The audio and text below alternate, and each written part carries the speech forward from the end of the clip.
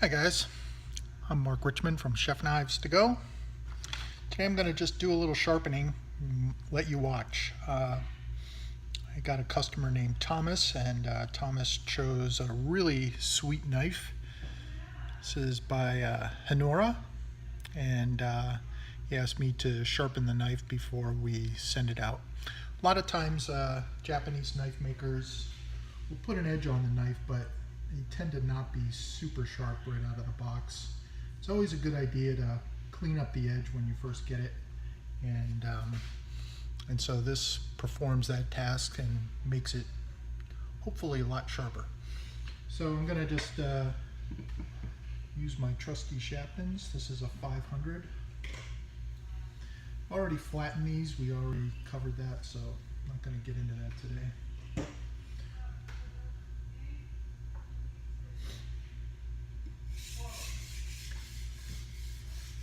We also just put a floor in, and you'll see my table wobble because I haven't reattached it to the wall. It's usually screwed in so that it doesn't wobble at all, but that's alright. I'll just go with it.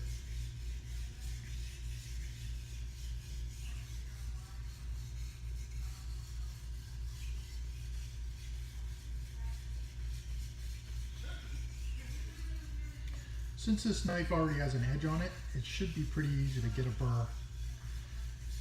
And we talked about burr formation before, but basically what it means is that when you're grinding on one side of the knife, when you get to the other side of the edge,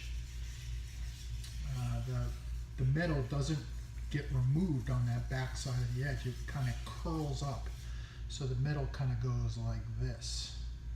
And the telltale that you have a burr, which you want, is when you put your finger pads on here and push against the edge. You'll feel it scratch your finger pads.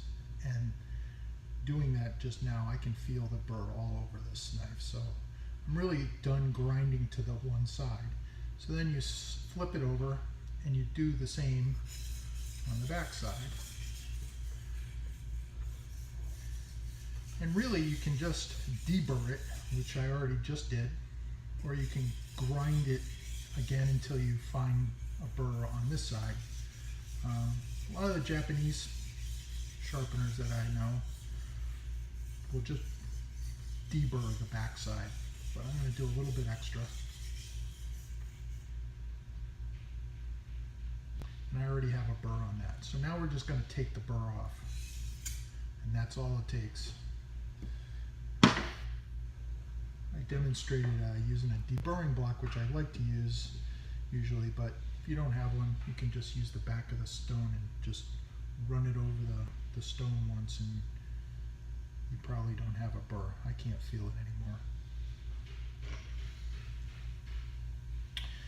Okay, so we just did the 500. I'm going to do a 2K stone now.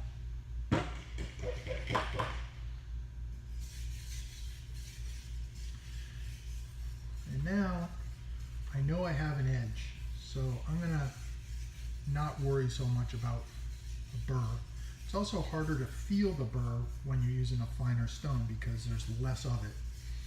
So I already am confident that I have a nice, crisp, clean edge. So I'm just going to run this over this 2K, not too much, just to kind of polish up the edge a bit.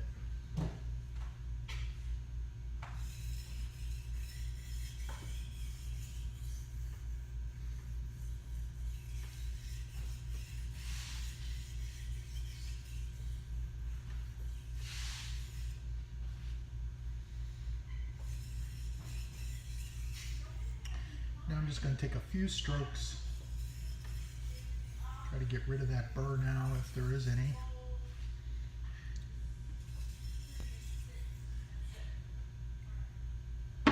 I'm using lighter pressure this time than I did on my 500 grit stone because I'm really not trying to grind it an edge. I'm just trying to more or less polish it.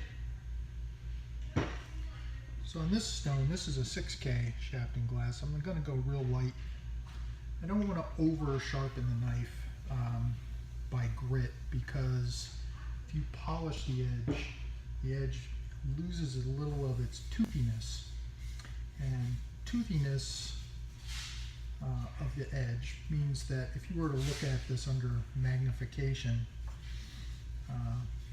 the finer you go, the less jagged edges there are on the knife edge.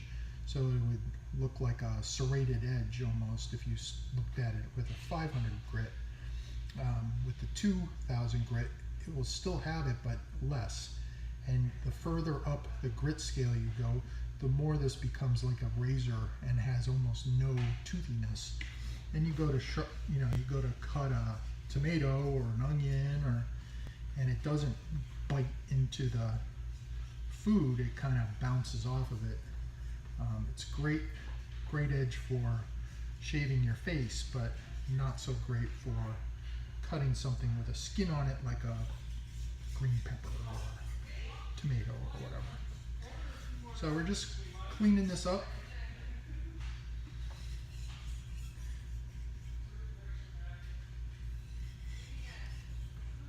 And I think that's enough. And I'm gonna take all the swarf off the blade, and I'm just gonna lightly strop the knife now with some leather and a little compound on here. I use diamond paste, but you could use no paste or spray on here if you wanted to, and just use bare leather. This is a super fine method for basically cleaning up the edge right at the end. If there's any tiny imperfections, or if the edge is a little crooked or whatever, this usually will clean it up, and then when you go to draw it through paper, it'll fly through paper. And that's how I usually test.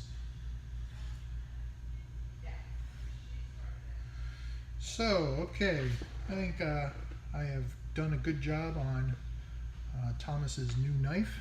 This will be going out to him today. Hope you enjoyed, Thomas. I'm Mark Richmond. Stay sharp.